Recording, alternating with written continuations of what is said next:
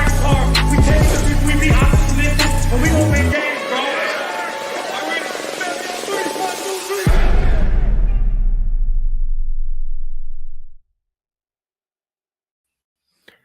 All right, welcome everybody. It is Draft on Tap Season 2, Episode 8.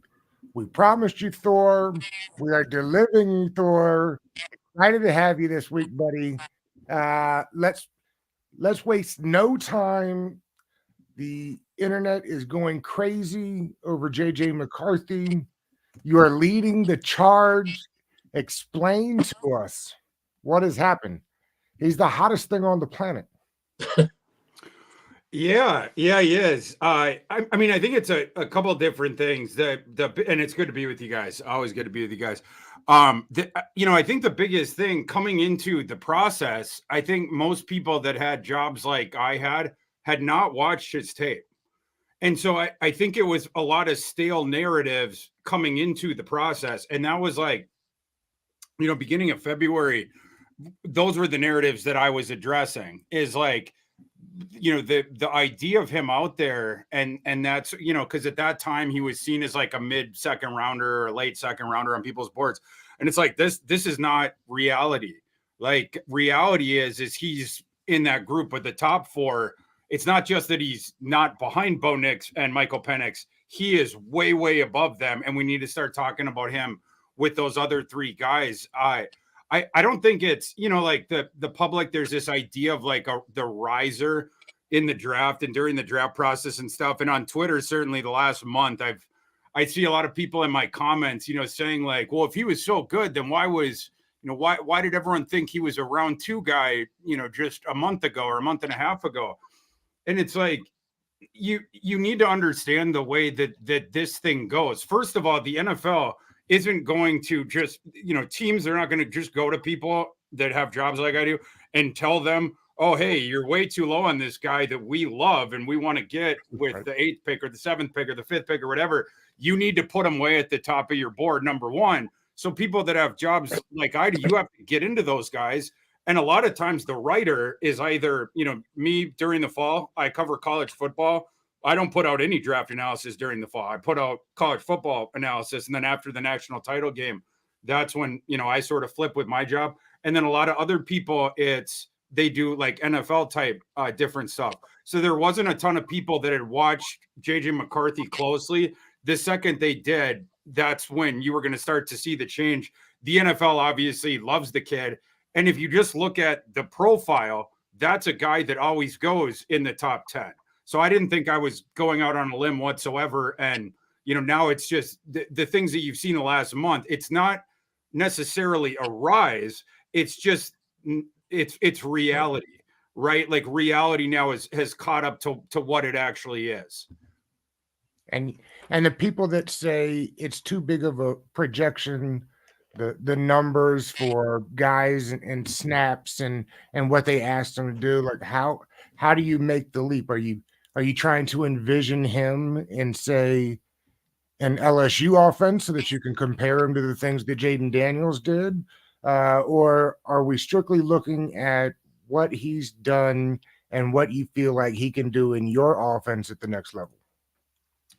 A couple different things. I don't think he requires a ton of projection. I don't think there's been guys where you have to make a logical leap or two in order to think about them at the next level and really like them. You don't need to do that with JJ McCarthy. But I think, if you want to do the thought experiment of, if he, for instance, like, let's say he had been on Oregon instead of Bo Nix. And JJ McCarthy last year, instead of facing, I think it was the aggregate 38th ranked defense on average every week, he got to do what Bo Nix did, which is play the 80th ranked defense every week. And instead of an offense where McCarthy was handoff on first down, handoff on second down, and when you're throwing, it's in the highest leverage situations against the best defenses that any of these top 6 quarterbacks face, 3rd and long type situations and different stuff like that when we need a play. Different stuff like that. Instead of that, he's in the Bo Nix system and it's on first down. He gets to do the thing of I'm not reading after the snap. I'm reading before it. I'm counting the numbers, pre-delineated reads, get the snap, immediately turn to my left or right and throw a funnel screen and get those empty calorie yak stats of his teammates running with the ball after that, JJ McCarthy would have put up ludicrous numbers. Absolutely ludicrous numbers. It's very possible that Jaden Daniels would not have won the Heisman this year. That's not conjecture. That's just the reality of it. But as far as like his projection to the NFL, I think it's pretty easy with McCarthy, because everything that you look for in NFL quarterbacks or that you prioritize in thinking about the college kid going to the NFL at that position, he's got basically everything. Accuracy, 72.3% completions last year. He has the special sauce, and the thing that I like most about him, especially thinking about him towards the next level, is he is as accurate throwing on the run as he is when his feet is set. That's stupid. You don't really see that. Last year, his completion percentage while scrambling was 71.4%. He lost less than 1 percentage point off his completion percentage while scrambling. That's insane. Like typically, and Michael Penix is a more extreme example of this. I think I have the numbers here. Penix last year, just as one example, 69.2% completions in the aggregate, but 54.9% completions on throws where his feet weren't set. So where there was any sort of shuffling or anything like that. And it dropped all the way to 45.8% while he was scrambling. Right. So like, right. Yes. With any of these guys, you're going to see the drop in the one and then a drop in the second one. Penix, like I said, just a more extreme example of this. McCarthy, you don't see that at all. And the reason why is keeps his eyes downfield always. Number two, and this is the big part of him, the throwing on the run thing. He always keeps the upper body cocked to throw. So you'll notice this, even when he goes out to the left, he always has that upper body cocked to throw. So he can immediately get into those mechanics, and he has very repeatable throwing mechanics, but he can access them on the run. He just takes them with him. It's natural for him, right? So he can get into it immediately, and then he always keeps his feet under him, right? So it's not like this, crazy leg Hirsch thing where he's like, running this way and that, like with his chicken with his head cut off. He is looking downfield the entire time, ready to fire. He has his finger on the trigger the entire time. So when it becomes available to him, he's ripping off a dart, and he can throw those ropes to all three sectors accurately, well on the move. That is a super rare trait even in the NFL, right? I mean, so that's one big thing he brings, doesn't make mistakes, takes care of the ball. Another sort of rare thing from his tape that I noticed that he should probably get more credit for, but it's just sort of a nuanced thing. College quarterbacks always fade away from pressure, particularly when they're getting, I'm talking when it's right in their face. You're going to either brace for the hit, you're going to, contort your body in a way so you don't eat the full shot. Like I said, fade away from it. Some of the guys speed up their mechanics so they can get the ball out quicker, so then they're not going to have to eat the full shot. It is extremely rare. In college, it's almost unheard of, but in the NFL, you don't really see this either, because it might not be as pronounced, but quarterbacks, you see this at every level. It's very rare to see the guy who every single time will step into the throw and eat the shot, the maximum shot, so that the accuracy can go up. JJ McCarthy's that guy.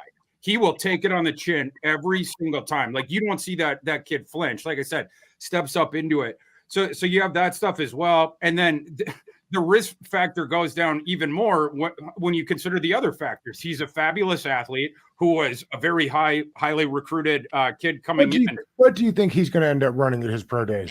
I think it'd be high 4.4s.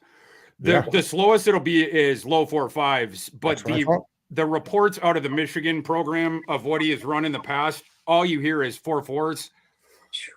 So, I mean, I think if it's a bad run or whatever, you could toggle that to low 4.5s, but there's a decent shot he's running in the 4.4s. And I'm being conservative by saying high 4.4s, low 4.5s, based on what we've heard from like reliable reporting with that. And for people that are saying, oh, that's crazy. Is it? He goes to the combine, weighs in 17 pounds heavier than he was listed at Michigan, runs the 6th fastest 3-cone at the entire event. And you can see how well he moves on the field and the speed and the acceleration, different stuff like that. He obviously has the agility as well. The combine as well. He was 1 mile per hour under the record for max velocity throw. Joe Milton tied Josh Allen this year for the record on that, 62. JJ McCarthy at 61. He has all the arm strength that you need as well. And then you have a guy who came out of an NFL style system playing for literally a sitting NFL head coach. Well, I was going to ask you, what kind of bump does he get from the NFL strictly by being under the tutelage of Harbaugh? I think it's something that it mitigates the risk even more on him, because not only have you seen him do it, like that whole Michigan offense, it's pro style, right? It's all NFL concepts and different stuff like that. You've already seen him do it. You've already seen him do it at the highest level, won the national title. The people that say that he was being propped up, they're the people that didn't watch Michigan last year. Nick Saban was sent into retirement because of JJ McCarthy. Nick Saban would have retired maybe wouldn't have retired at all if Bama wins the title last year. Bama would have won the title last year were it not for JJ McCarthy. In the second half, McCarthy's like, I'm taking this game over. And then it ends up going into in the fourth quarter in particular, and then into the overtime. He stole that game away from Alabama, and obviously it's the last game we're ever going to see Nick Saban coaching. And you saw this a lot down the stretch. They beat Penn State, they beat Ohio State. JJ McCarthy never lost to Ohio State. Then they play Iowa, who had a top 3 SP plus defense last year, licks them in the Big Ten title game, obviously beat Alabama, and then Washington. But yeah, the fact that he comes out of the Harbaugh system, and the fact he was developed by him, and the fact that Harbaugh believes he is the best player in the draft and should go number 1 overall, it doesn't hurt. And like I said, to me, the way I would put that is it just brings the risk down even more when you're thinking about him from an evaluation perspective. So, we've had prospects come on all about where they think the quarterback's going to fall. Bottom line, if you're Washington, because we heard about the trade backs, this and that, but if you're at number 2, do you take McCarthy? Let's just say, devil's advocate here, that Williams goes number 1. Do you take him over Daniels or May? If Caleb goes number 1, right? I would. Well, so this is where it gets interesting. I do have Jaden Daniels slightly above McCarthy. Okay. I have Caleb 1, Jaden 2, McCarthy 3, but those are also my top 3 players on my overall board as well. So it's pretty close. Jaden, he brings a high floor in for different reasons, and he has the ludicrously high ceiling for different reasons. They're obviously different kind of players. I think both those guys, and I made this argument on Twitter probably 5 weeks ago or so, where I was looking at the odds boards and they had Drake May as the -150 favorite to go to Washington. And I put out a tweet, and people can look. I'm trying to find it now, and I'm having a hard time. But people can look it up if they want on my Twitter by searching the Thor and Drake May. But that the odds boards were wrong, in my opinion, at that time, because I thought that Drake May was the worst fit for Cliff Kingsbury's offense stylistically of those top 4 quarterbacks. In addition, I thought at that time that Drake May, if I may, was a bit overblown. Like he had just been viewed as the number 2 guy with the bullet the whole time. He's been my quarterback 4 since the start of the process. But my whole point in that thing was, even if you disagree with my evaluation, what the fit thing with the Washington offense needs to be looked at. And we can get into that in a second. But as far as Jaden against McCarthy, in that thread that I was doing on Twitter about this, I mentioned that those 2 guys, I would easily take them if you were going to give me them against Drake May for that bet of who Washington was going to take, because I think that they're better fits for that. I also think they're better prospects. But I've made the point multiple times. I think JJ McCarthy is an awesome fit for Cliff's offense, and he fits what Cliff historically chooses in his quarterbacks. If I was making that decision, it's really close, because I think JJ is a slightly better fit for Cliff's offense, whereas I think Jaden is a slightly better prospect qualitatively. Right. So for me, you're almost flipping a coin at that point. It'll be interesting to see what that Cliff Kingsbury offense actually looks like, because the 20 offense compared to the 22 offense was totally different. By that they brought in Ertz, and they were using tight ends a bit more. And the biggest question mark to me, at least, with the deal here in Washington will be the Anthony Lynn effect. That was one thing that Cliff didn't do very well, was kind of put and mesh the plays together so they could get the play action working. And maybe nobody does that better than Lynn coming from the Shanahan system. So I worry sometimes when we worry about talking about prospects that fit a system, just because I'm not really sure we know exactly what the system will look like by the time the season gets here. But you're saying that that doesn't matter because either which way, you have Drake May as prospect number 4 out of the group. Yeah, in terms of that, for sure. Yeah, but regardless of the wrinkles that are added into it, there are things that Cliff have traits with quarterbacks Sure. that he fetishizes, if nothing else. And then you see the flowering out of that and the manifestation of that in the offenses when he is the play caller. And the primary one is he loves guys that went outside of structure. He absolutely loves them. This would describe 6 of his last 9 starting quarterbacks. And I would argue that the 3 that do not fit, he was essentially forced to start them through no fault of his own. But you go back to Texas A&M, or I'm sorry, you go back to Houston, Case Keenum, Texas A&M, Johnny Football. At Texas Tech, it was Baker Mayfield, Pat Mahomes. In the NFL, his first head coaching job, Kyler Murray. And then last year, he turned down bigger jobs and more money so he could coach a guy named Caleb Williams. The only 3 guys that do not fit this over his coaching career, going all the way back to them, Davis Webb, who got kicked out of Lubbock for Pat Mahomes, and then Nick Shimonik and Alan Bowman were his last 2 quarterbacks at Texas Tech. Right. Cliff had recruited an off-script dual threat kind of a fella, this guy named Jet Duffy, who turned out to be a bust for multiple reasons. He had some problems off the field. Yeah. I don't think he was quite as good as Cliff thought, but that was the guy who was supposed to be starting the last couple of years. But anyhow, whole point being, Cliff wants you to be able to win from the pocket, but he especially loves your ability to do it outside the pocket as well. And then you meld those 2 different things in, put a lot of different stress on the defense, different stuff like that. McCarthy is, right. Obviously, Caleb is the top guy when you're talking about electricity outside of the pocket, out of structure like that in this class. But JJ, the accuracy and on the move and different stuff like that, you would put him probably number 2 in terms of that in this class. And then Jaden, obviously, you have the dual threat game as well. But Jaden, the only, I was talking about the fit before. Jaden, when he tucks it, he always runs. So, like, Jaden's not as good throwing on the move. He can get outside his structure and make a throw, but invariably when you move him off his spot enough where it's tucking the ball, it is because he intends to immediately run. And that's when you see like the quick acceleration, past the line of scrimmage and into the second level. But I think that long story short, I think JJ is a fabulous fit for Washington and has been sort of the under the radar guy for them. Yeah, they're going out to the pro day. I mean, they're going to go do all their due diligence. I understand that, and they'll beat all these things. But it's been surprising. I'm trying to think of the last time a guy's gotten such a big bump late. Who did you have him comp to in your recent mock draft? I have him comp to Apex Rich Gannon. Okay. All right. And you had, and I'm trying to think. You had for Daniels, you had Randall Cunningham. Yep. And I like the comp to that That's one. what I said about it too. People keep saying Lamar. He's certainly not Lamar. He's not Lamar. He may be closer to Robert certainly closer to Robert, I think, than to Lamar. Yes. But Randall I liked. And I think people misunderstood your Drake May comp. Oh, yeah. Yeah.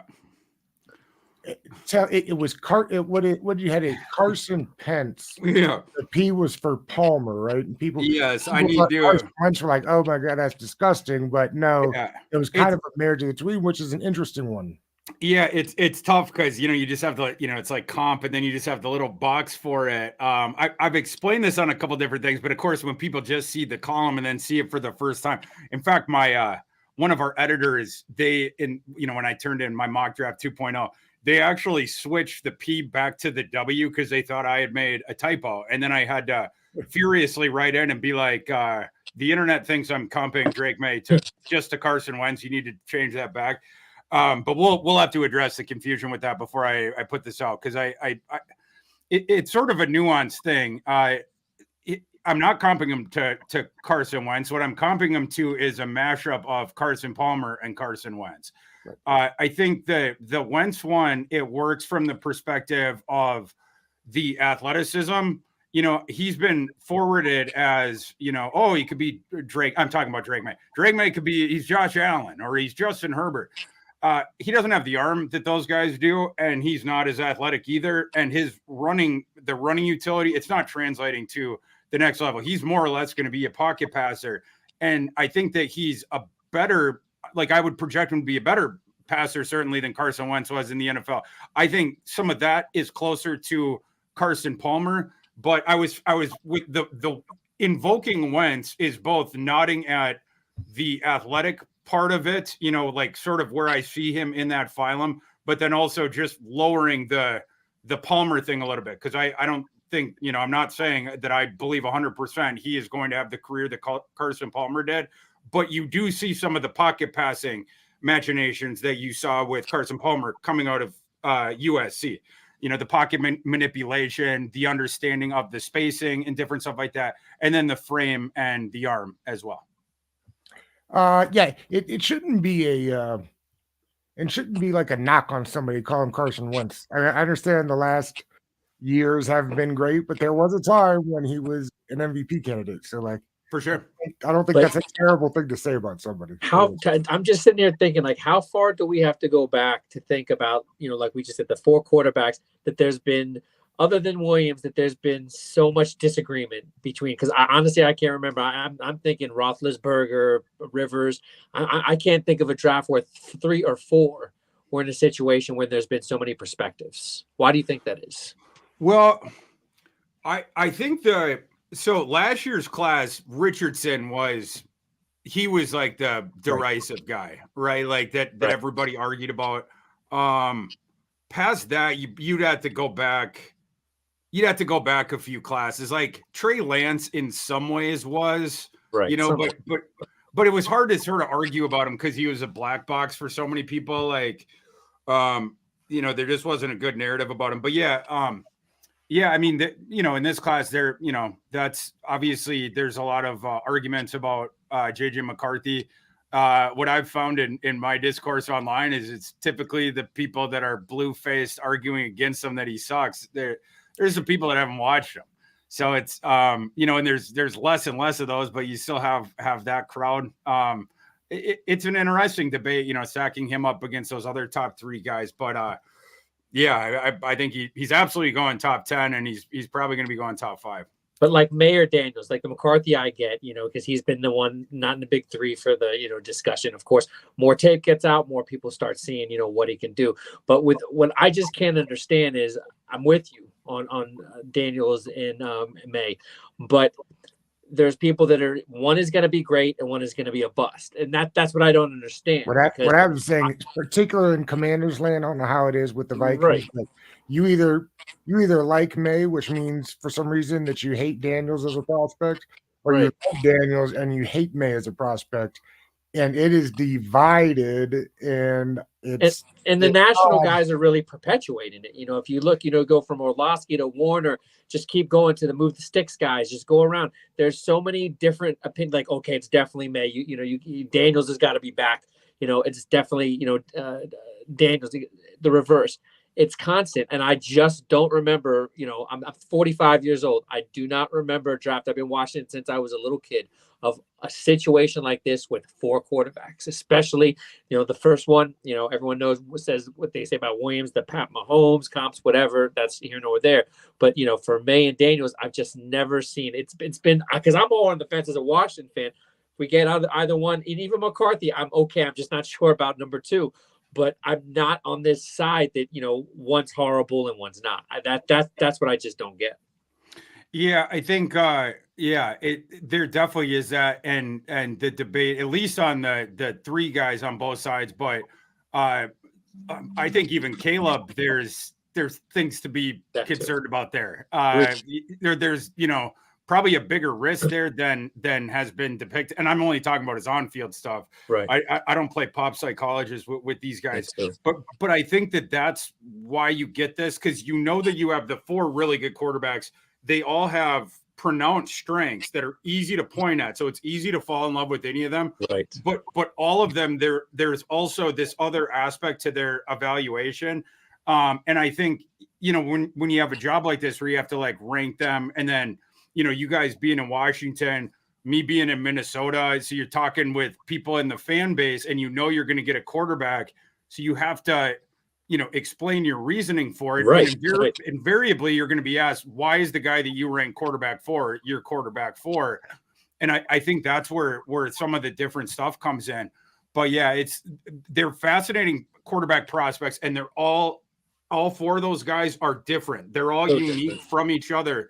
But yeah, you have, like I said, superpower strengths with them, and then you also have there's risky things in each one of their profiles. None of those four guys is can't miss, but all four of them have the talent to become NFL stars. I think history has just scared off fans because you just look at the percentage of first round bust quarterbacks and they're like, okay, 4. Okay, well, 2 are going to bust. I think that's just 2 or 3 are going to bust. That's just the assumption. But yeah, it's just, it's in the age of an educated fan, more people, we've been doing this for a long time, but more and more fans are, with the mock simulators and all this, they're starting to start this a lot earlier and not just start looking at April like, we used to see 10, 15 years ago. For sure. And there's so much, data out there, new kinds of data that, like the reason I have this job is because I was obsessed, same as you guys. I was obsessed with the draft when I was a kid, Right. and that, you go back 30 years ago, none of this stuff was out there. And so now you have all this different kind of data that you didn't have before. You also have the instant access to it. And then you also have the instant access to all their clips and the cut-ups and the highlights and, different stuff like that. And so it sort of, weaponizes in each person who's a draftnik, like the ability, you can be the expert because you have access to, some of this different stuff, at least to flesh out an argument online. Right. And so I think that's why you see more of the, and then people, I'm in this dude's camp and then I'm arguing against the people that are in this guy's camp. I think that's where that comes from. Well, we get access more and more to the numbers and the specifics, and more numbers are created. Are there numbers that you prefer when you're scouting quarterbacks? Like the du jour is pressure to sack rate this year. It feels like the one everybody on Twitter is talking about, or percentage of leaving an empty pocket on purpose. I think is another big one ever. Leaving a clean pocket on purpose. Are there numbers that you feel are important though? I feel like we get diluted a bunch with the numbers, but I know there are some that are important and translate. Yeah, I would say one of the big things for me when considering them is the quarterbacks. I've been able to pick out some high profile busts in advance in the past. I was the biggest person fighting the Zach Wilson hive when he came out, during that spring. I fought the Drew Lock people for over a calendar year. Drew Lock heading into his last season was seen as the number 1 overall player in that class. And then even when the season got done, he was viewed as a top half of the first round guy. And those are a couple examples where I was like fighting these people off. The thing that I use that I've found that points more towards the bus, it's not one specific number. It's more of an idea of the guys whose play craters against better competition and the better defenses, right? Like I've found that the quarterbacks they'll typically translate, that you don't see one factor changing and then their play devolves. The pressure one is big for me too. Like that's when I'm parsing the different stuff. I'll tell you what I don't want, because this is another one where you can start to pick out the bus profile. It's where, you have the PFF clean pocket grade is like 93. And then the PFF under pressure grade is like in the 40s. Right. And especially if that's over multiple years, because it's like, oh boy, if that guy could not make good decisions under collegiate pressure, how am I going to project that he is going to in the NFL? But yeah, I would say, on the negative aspect, those are the ones that I'm looking at, like in terms of the data. What do you make of breakout age? This is another big one that I hear. It's one that's being thrown around, I guess, because Daniels was there for a full 5. It's odd. I want to not be the guy that knocks somebody for getting better. That's like what you're supposed to be doing, right? But I also still understand the concept from the breakout age folk that says what took so long? What do you, where do you stand on this breakout age notion? I think when you consider any prospects evaluation, the more data and the more as far as he goes that you can consider and enter into the way that you're seeing him, the more accurate that you're going to be. And I think the breakout age is one factor of that. It's a part of the thing that tells the story of his career. It's not something that I put, it's not like, oh, this kid was playing as a true freshman, so he's going up in my rankings, but it helps, it's a piece of context and data that helps me understand it a little bit more and tell the story. But I think like if you're overvaluing that, it's going to lead you down roads that you are not intending to go by just using that. So it can only be a part of it. Like for instance, what was Joe Burrow's breakout age? Some of these different guys where it was not their fault, right? Like they went to a receiver that I like in this class that I know gets dinged for this. And this is another example where I think this is unfair just because I know the context of his career. I factor it 0 into his evaluation. And that's not for everybody. It depends on the context. But do you guys know Javon Baker from UCF? Yes. Yeah, the kid who signed with Alabama initially, that's why he couldn't get on the field. Alabama had a receiving room full of first-round picks. It's like no true freshman walks in there like right off the bus and is like, Devonta Smith and all those different guys they had before, they weren't doing it as Devonta Smith, another guy with a late breakout age. Crazy when you're a high schooler and then you go to a place where it's like the position group of the school I'm signing with is chock full of first-round picks, how it might be a little bit more difficult to get onto the field immediately. So that's something that, you have to consider. But then there's other guys and their profiles where it's like, this guy had a long time to do it and couldn't get on the field. And then the last season, the factors were perfect for him.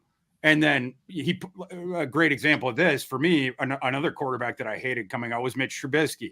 And the reason I hated Mitch Trubisky is he sat on the bench for years at UNC behind thoroughly mediocre quarterbacks that didn't make it in the NFL. I think the guy he sat behind at the end was Marquise Williams, I believe is what his name off the top of my head. And that guy was a UDFA who was ushered out of the NFL very quickly. And then Mitch Trubisky, he starts for 1 year. UNC that year had 4 amazing receivers. So they had 4 guys that played in the NFL, 4 amazing for the ACC. All 4 of the guys he was starting in this 4 wide receiver spread the field set played in the NFL. I think all 4 of them might have gotten drafted. It was, but otherwise 3. And then their strength of schedule that year was terrible. So it's like, I don't care about the guy who couldn't beat out the UDFA guy for multiple years. And then when he got his 1 year, it was the absolute perfect scenario to put up numbers. That's the guy where I'm like, where that stuff comes in more for me, where I'll factor it a little bit more. But it just depends. It's dependent on the situation. How many quarterbacks go in the first round? 4. It's going to be like, there's a shot with Penix. There's a shot, the team in the late first where they trade back in. Right.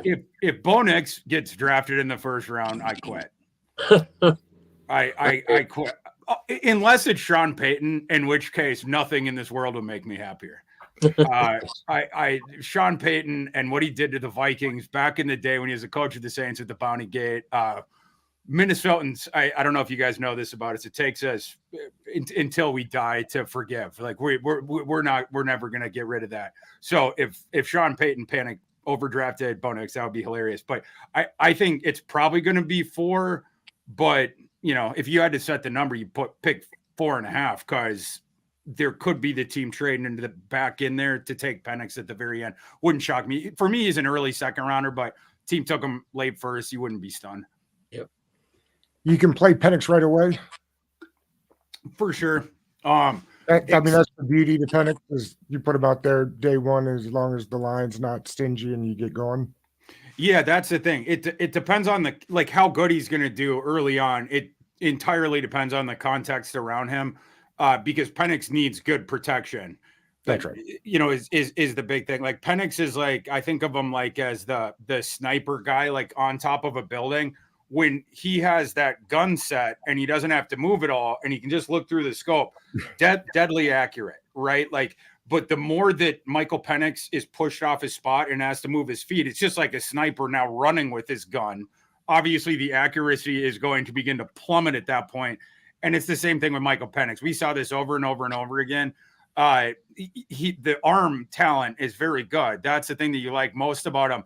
And it's not necessarily that he's a bad athlete. In fact, I think he's a slightly better athlete than people think. But there's a reason why the Washington offense, which was run by one of the better offensive minds we had in college football, Kalen DeBoer, who's now the Alabama coach, why it was constructed the way it was is because Penix has a lot of, we'll say, funk in his delivery. It's all the upper body. And it's very twitchy. You know, I mean, that ball just shoots out of there. You know, it's like a potato gun when it comes out or whatever. But he has it's all that upper body stuff.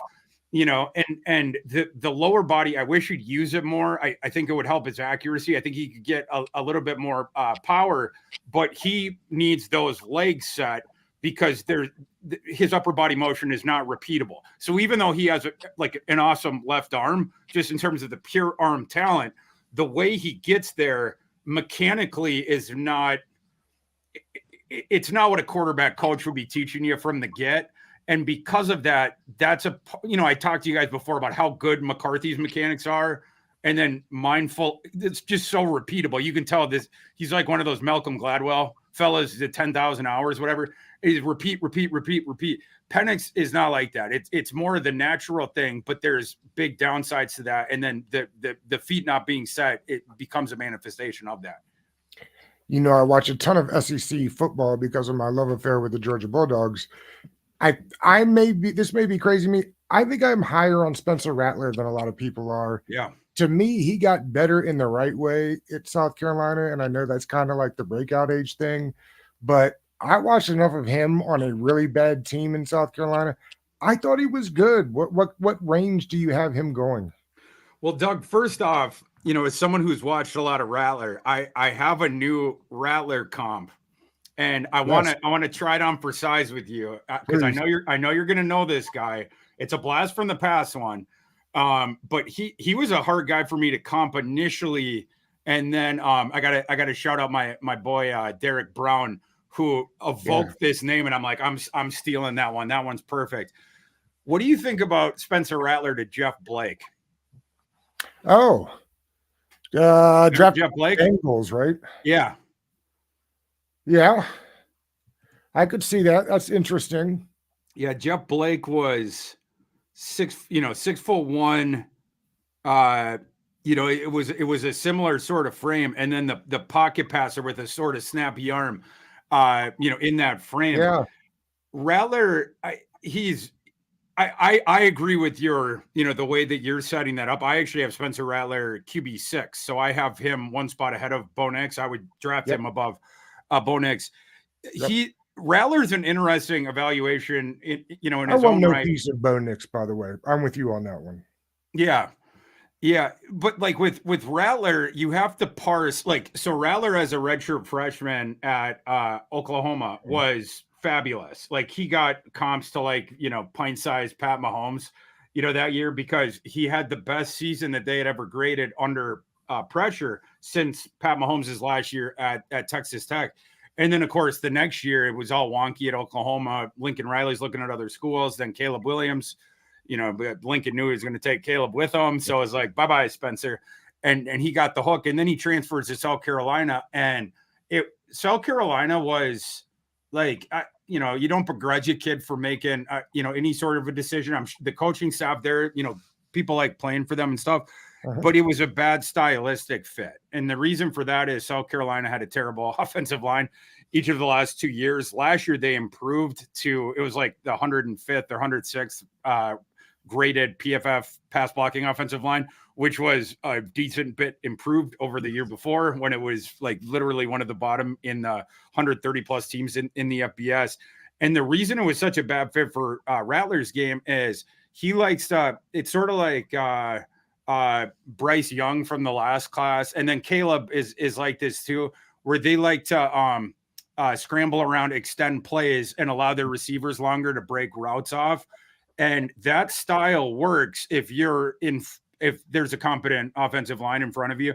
When you're getting immediate pressure right away, the whole thing, the house of cards falls down, because Rattler, he doesn't want to throw it immediately after the snap, right? Like, and that it's just not what his game is. And because of that, the first year at South Carolina, it was not good. Let me amend that. It was horrific the first 10 games. Yeah. And then he caught, who was it? Was it Tennessee or it was either Tennessee or Clemson? God, I hope it was Tennessee.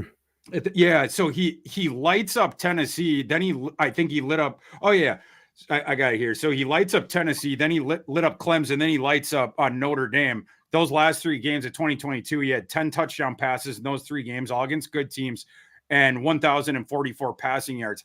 But prior to that, he was badly struggling. Made some adjustments, and able to do that. Got back on track against Tennessee. Tennessee's pass defense was not as good, but Clemson's was, and so was Notre Dame's, and he was still lighting them up. So you saw sort of the light going on there, and then he was able to translate that into 2023.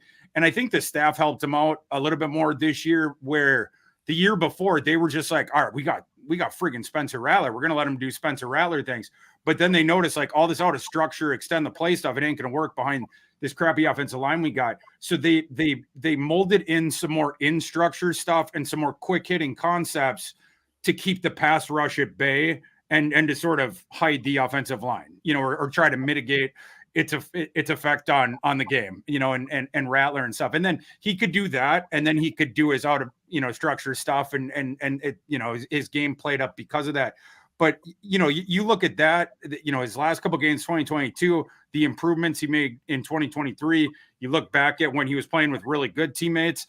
Those are the things that you like about Rattler. He was obviously the 5-star kid coming in. One interesting thing about his evaluation, and this is another one where you can see it 2 different ways. You can either see it as nullifying, or you can see it as a super positive thing. I told you I like to cut up the splits based on opponent strength and different stuff like that.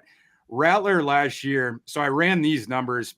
Rattler against defenses outside of the top 50 SP plus had a 15-3 TDI&T rate, had 3 more rushing touchdowns, a completion percentage way over 70%. I think it was in excess of 75%. So he lit up North Carolina, the FCS team they played, Mississippi State, Florida, Jacksonville State, Vanderbilt. If it's just the top 50 defenses you're looking at, he struggled. 4 to 5 TDI&T rate, and the accuracy was, you're closer to 60 flat. So, I mean, it dropped off. And those games were against Georgia, Tennessee, Missouri, Texas A&M, Kentucky, and Clemson. But like I said, you can see this 2 different ways. He lit up every team that was, average defensively or worse. And he was supposed to light up. Yes. But he was in the worst situation of these guys that we're talking about, right? Like their running back last year was like this 24-year-old kid who never got to the field, at another FBS place prior to that. And then they signed someone else to replace him right after the season got done. They signed Rocket Sanders from Arkansas. And then the only receiver they had was Leggett, because Jaheim Bell had left to go to Florida State. But their running back, Marshawn Lloyd, that's where they got into problems there. He had left for the other USC across the way. So Rattler it wasn't just the crappy offensive line. It was like you had no running game to speak of, mediocre running back in addition to the terrible offensive line. And then you really only had the one receiving threat. And, despite that, he's lighting up any team that was sort of analogous talent, the defense that were of analogous talent to the offense. So it can go both, like, he's good, but like no one's a magician like that, right? Like you're playing behind that offensive line and you're facing Georgia with one receiver when they know that the only way you can move the ball is to pass. And so, again, like it's one that I kind of see both ways, but just as far as like a projection of him to the next level, I think he's another guy. You put a solid offensive line in front of him and you give him, now he gets a running game. Now he has a coaching staff, that is going to tailor the thing to his game. And if you have a couple different viable receiving options out there, I think, there's a shot that this guy could be an NFL starter.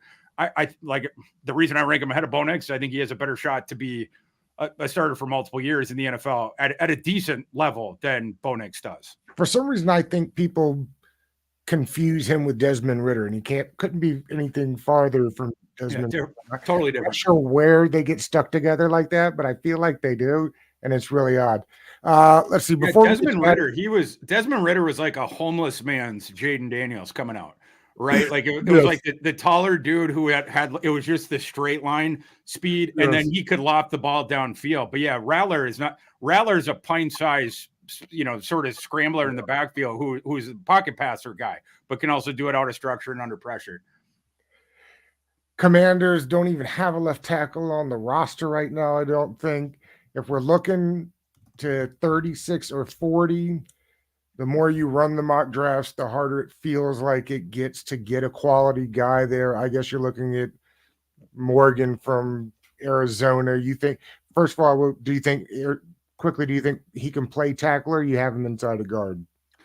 I heard that's coming out of the Senior Bowl, people had more doubts than they did going into the Senior Bowl. Yeah, I would, if I'm taking him, my projection would be more guard. But like I wouldn't blame a team. It's like, the concept in baseball where it's like you draft the young kid who's like played shortstop on his, high school team or whatever. Yes. And then you allow him to fail down the spectrum is what they say. So like in rookie ball, it's like, yeah, we'll let you play shortstop. And then, okay, he can't play shortstop. Now let's try him at second. Now let's try him in center field. Now let's try him at third base.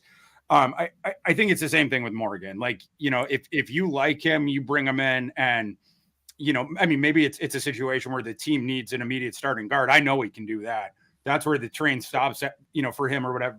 But if it's a team that maybe needed the both, you can try him at the one. And if he can't do it because of the lack of length and different stuff like that, then you can move him inside. The real question I was getting to is, do you think there'll be left tackle talent enough in that early 20 range that it's worth trading back up into that area if you're Washington and desperately need a left tackle? Because Lord knows they've got tons of ammunition, 2 seconds, 3/3, 3/4, something like that now. Yeah. The good thing is this is a really good tackle class, Correct. and yeah, and a lot of those guys you talked about in the first round, but I also think in the second round you can get quality starters long term, and also guys that potentially come in and play for you right away. I think, Doug, to your question, that's more a thing of when in the moment with the bullets flying, you're monitoring up there. Is any of them guys going to fall? Yeah. Because it might be a feeding frenzy of these tackles. There's, as you guys know, there's several teams that need tackles. And so depending on the mock, sometimes you see, all of them going a little bit earlier than that. And then you'll see, a guy like Morgan sucked up to the end of the first, or the kid from BYU, or, some of those other guys that generally in mocks are not in the first round.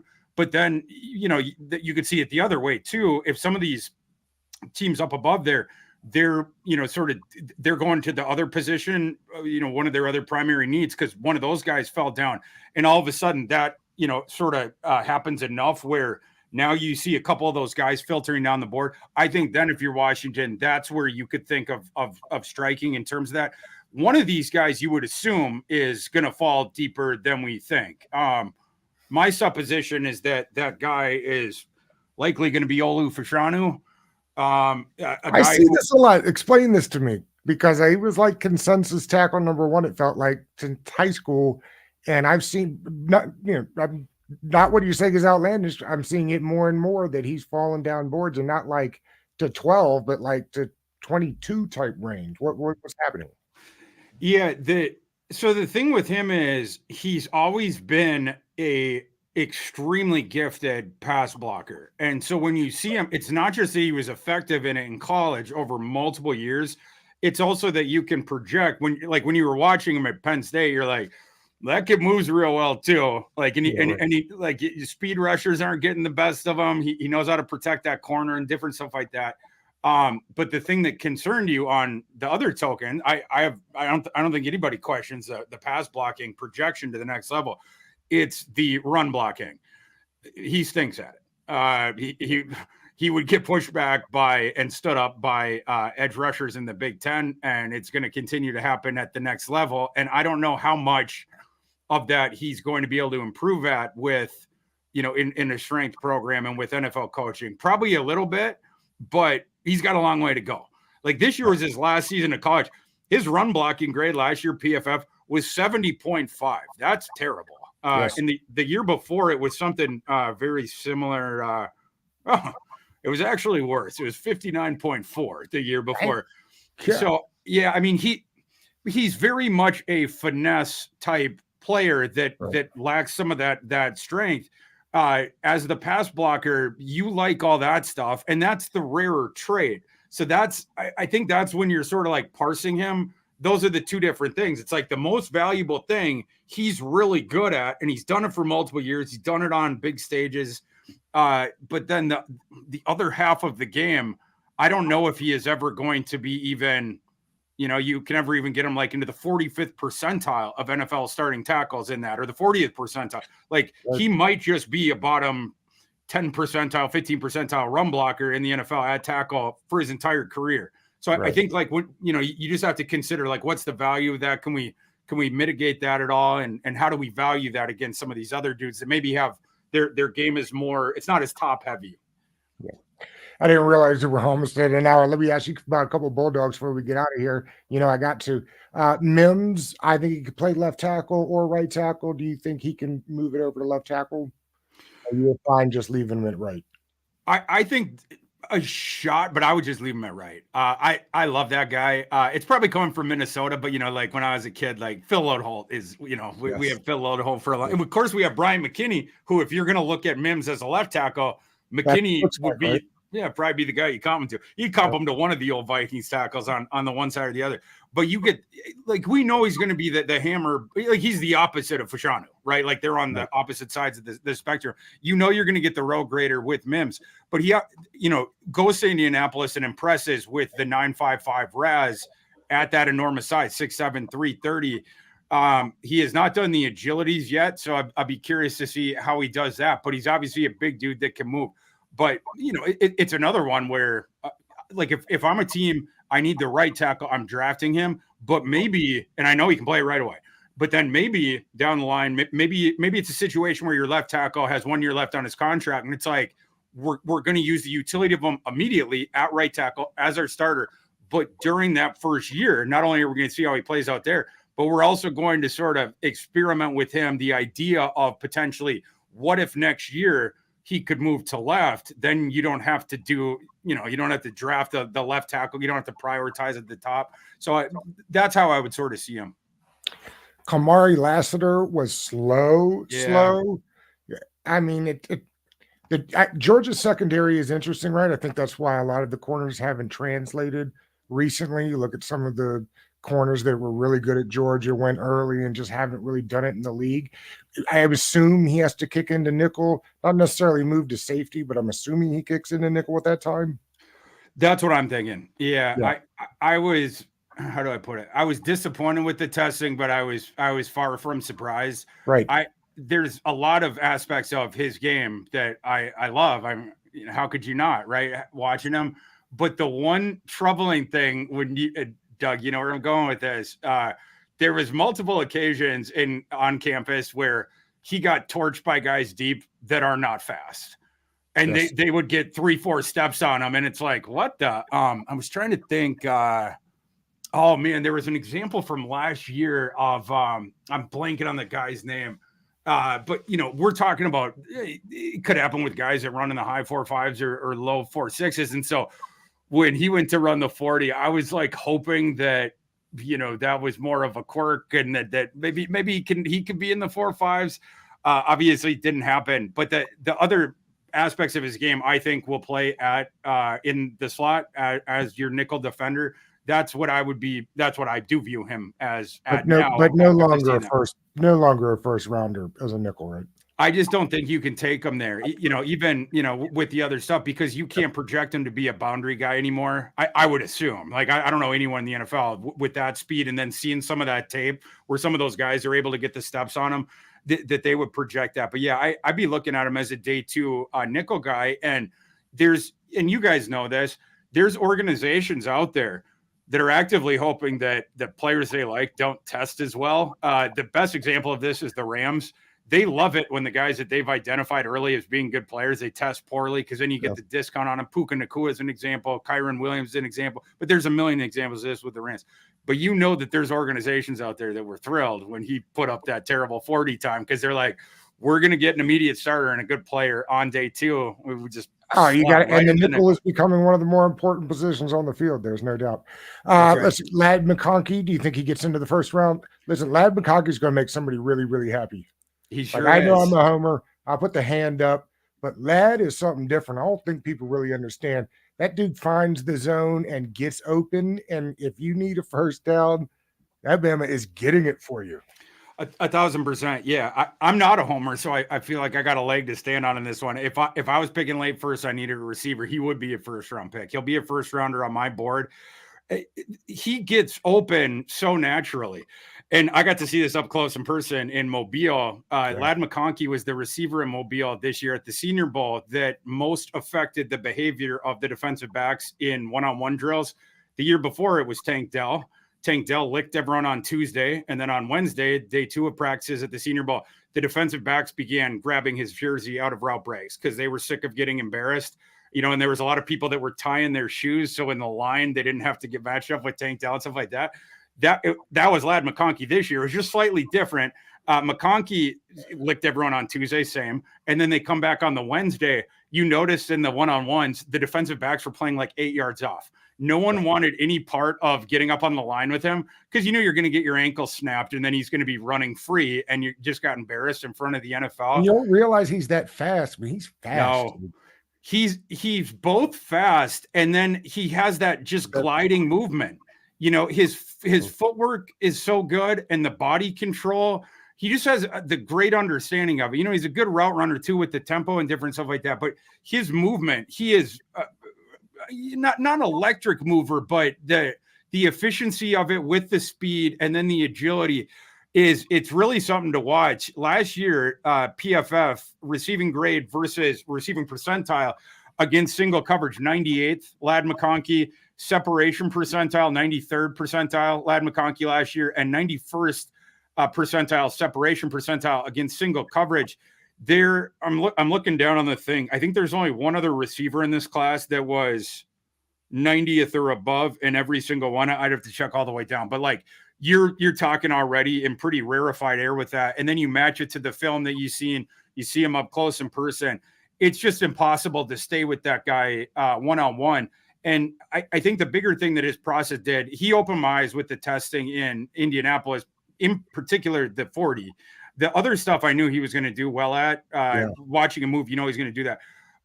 And I will say, in my defense, Ladd McConkey made me a lot of money in Indianapolis because they set his 40 time in the prop market at, I think it was like 4 or 5 flat. And I'm pretty sure Ladd McConkey's faster than that, but I did not think he was getting 4.39. If you put a gun to my head beforehand and we're like, what's he going to run? I would have said probably like 4.45, 4.46.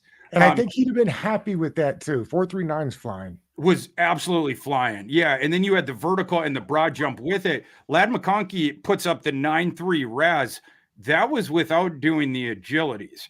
And he wasn't ducking them. There, you saw this in a couple of the different position groups where the guys didn't want to, they were deferring the 3-cone and the shuttle to their pro day because the way the NFL sets up the testing, they put, for whatever reason, it's stupid, they put the agilities last. They make them test the one position group. They have to do every test. And then by the end of it, most of the kids are tired. And then it's like, all right, now run the 3-cone and then the shuttle. And so a lot of them are like, well, we'll do that next time. I think that this is a separate topic, but I think the combine should spread out the testing of the positions where it's over like 3 days, or 2, maybe at the least or whatever, to mitigate some of that. But the whole point being, Ladd McConkey sits 93rd percentile on that now. Georgia's Doug, do you know the day of Georgia's pro day? It was 2 days ago. Oh, 2 days. Did he not test in the 3-cone? Hold on. He did test in the 3-cone. Hold on. I have to. Do you see it? I'd have to pull my phone up. I'm going to pull it up now. My sheet has not auto pulled. Just 1 second. He blazed it. I know it would have been the second He- fastest at the combine. So on his the Raz third page, on his Raz page, they don't have his agility up either yet. So that's Interesting. probably why it's not pulling onto my thing. That could be. I But know they putting said the it was whole gonna point be, being, it was going to be second or third fastest 3-cone at the combine. yeah, and we know the kid's agile. So I don't. My whole point is I don't care what his agility is.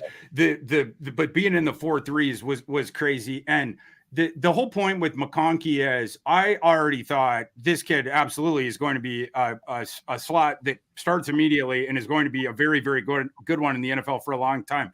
But that was prior to Indianapolis. The Indianapolis thing was the thing where it's like it was the last confirmation I needed of this kid's not just a slot.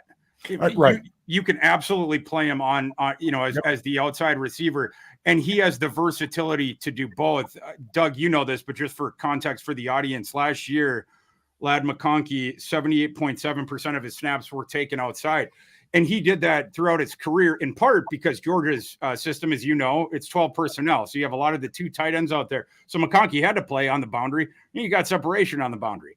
I think, if you have a 3 wide receiver set that your offense typically plays in, you could have them in the slot, but you can also, get them out to the outside. If you have a 12 personnel offense, we already know he can be a very effective boundary receiver at that as well. What's the lowest that Brock Bowers gets drafted? I think it would probably. I think he's going to take a little slide more than people realize. He definitely could. Yeah, he definitely could. I would say I would be stunned if it was under 15. Like I think that's why I feel like the Colts is where it would stop. But yeah, you have a lot of there's like the 3-4 teams once you get towards the back end of the top 10 and then right outside of it that could potentially be looking that direction. But if all those teams bypass, and I'm also talking about a potential team that would trade down, like the Chargers, for instance, if they were the team that traded down with the Vikings, they're sitting 11. They would certainly be in play. The Jets are in play. A couple of those other Broncos, if they don't take the quarterback in the first round. But yeah, if all those teams bypass and he's at 15, I would have to think that card's going to get turned in pretty quick. You would think so. All right, brother. It's been an hour. I appreciate you. I could have done it for another hour, and we'll do it again sometime. Thanks, buddy. You're the best. Awesome. Always good talking to you guys. Appreciate it. All right, man. Thanks.